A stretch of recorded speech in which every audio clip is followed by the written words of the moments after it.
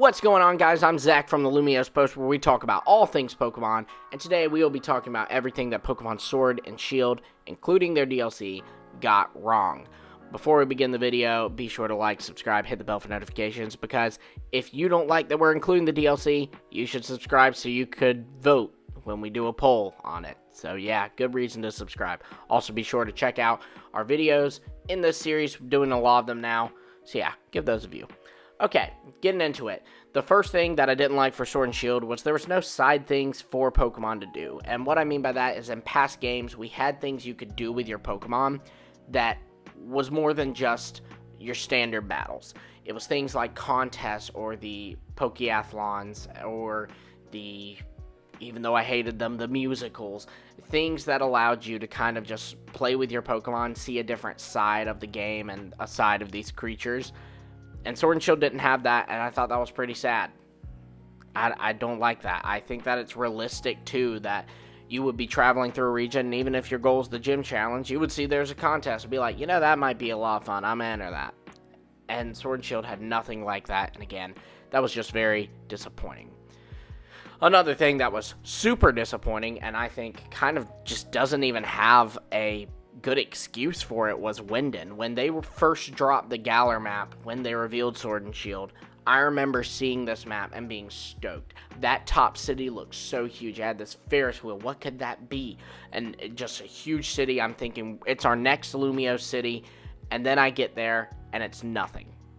It's nothing. Like, the Ferris wheel is just eye candy. It's not anything you interact with at all. And you see most of the city in the background, but can't even go to it. That was such a cruel tease, especially when they know that we really liked Metropolis-style cities like Castelia City or Lumiose, and they really jebaited us with this one, and I thought that was really uncool.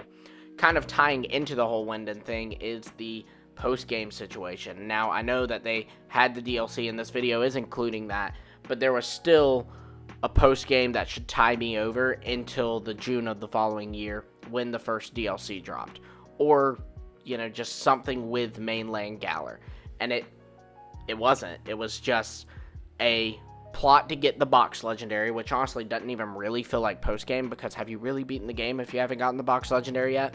And then the battle tower where you can battle Leon. There were no special trainers like there was with the battle tree and Alola, so it wasn't even fun in that route. It was just the battle tower against Leon, and that brings us into our next point, and that is very unrewarding post-game facilities. You have this, you have the restricted sparring kind of battle facility and Isle of Armor, and these things, you beat them, you get nothing. Like, I want to work towards something. I think that's honestly why the Battle Frontier worked so good. It's because you were working towards these symbols, and so there was something that was like proof of your victory. There was something you were trying to get. Not just someone you're trying to beat, but something you're trying to get. And I think that fuels you to want to do something, and Sword and Shield was just definitely lacking that in the post-game area. Sorry. Next thing is going to be the fishing spots. Now, this is the pettiest one on this list, but yeah, I have to talk about this. It started with Sun and Moon, and it carried over into Sword and Shield. When you want to fish, normally in a Pokemon game, you can pull out your fishing rod and you can throw it into some water. If you don't throw it into water, Oak understandably yells at you. But if you throw it in water, you're good. In these games, that's not how it works. You have to wait for ripples and go to those ripples and throw a fishing rod into those ripples. I hate that.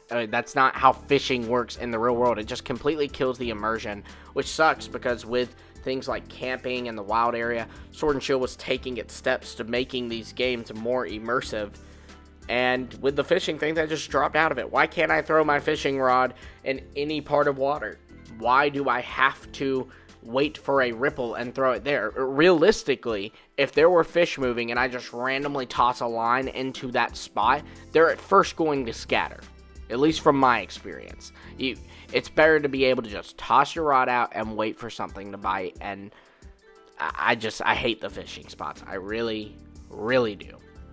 Now, the next thing is more geared towards the DLC, and that is that there should have been more Galarian forms and G-Max forms in the DLC. We got Galarian Slowpoke, Slowbro, and Slowking and which is one line, and then Articuno, Zapdos, and Moltres. And I just feel like there should have been a few more forms. They're bringing back these returning Pokemon, so it was an easy way to bring back more forms. They could have had a Galarian, Staryu that you can find in the Isle of Armor, and a Galarian Spheal you can find in the Crown Tundra. Just things like that, and it just seems like a missed opportunity they didn't do that. Especially when they jebaited us with that whole Clara's Dustox bow. It looked like a different form of Dustox, and everybody was sitting around going, oh my gosh, it's Galarian Dustox. We're going to get Galarian Dustox and Beautifly. It even looked like the peppered moth from England, and it was cruel. It was very, very cruel, and it amounted to nothing. Yeah, that was stupid. Finally, the last thing kind of ties into DLC, and that's no patches. And let me preface this by saying, I don't care that they scrap the National Dex. Yeah, sorry, you can be mad at me, call me a shill, whatever. I don't care, but I do have stipulations on it. I don't think that 400 Pokemon in a base game is acceptable. I think that was really lame of Sword and Shield to have that many. They're going to have to scrap eventually. We see franchises like Digimon are having to do that, and have been having to do that for a while. But they should at least be more than what they had in their 3DS games. And even after the DLC, Sword and Shield did not have as many Pokemon in it as the Ultra Sun and Ultra Moon last games on the 3DS did. It's ridiculous that a Switch console game is not giving me as many Pokemon as a 3DS game. That's really wild, really stupid, and I think they really missed the opportunity with doing patches for these games. And I don't mean huge patches of 100 plus Pokemon like they did with the DLC.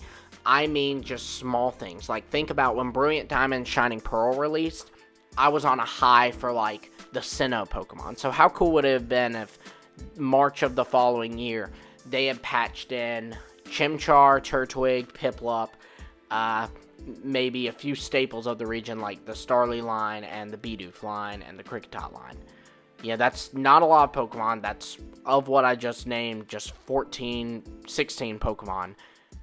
That's not much, but it would have made all the more difference, and I think people would have really appreciated that. And frankly, it would have kept Sword and Shield from getting so stale like I think it did. I'm playing Brilliant Diamond, Shining Pearl, and Legends Arceus. I'm playing with these new Pokemon. Why would I care about the Sword and Shield stuff? That's old news. That's been here for 3 years. I don't want that anymore. It just really seems like a missed opportunity. They didn't patch the games, and that would have been great marketing and a great way to kind of alleviate some of the tension that came from the announcement of the Dex cut. And hopefully they rectify this in Scarlet and Violet and do something like this. Be sure to let me know in the comments your thoughts on this list. What did I miss? What was I wrong about? Let me know all of that in the comments below. Be sure to also like, subscribe, hit the bell for notifications. Talk about all things Pokemon here. This is a series we've been doing a while now, and we're going to keep going with it. So, of course, be sure to like, subscribe, hit the bell so you don't miss all of that. Until next time, I will see all of you later.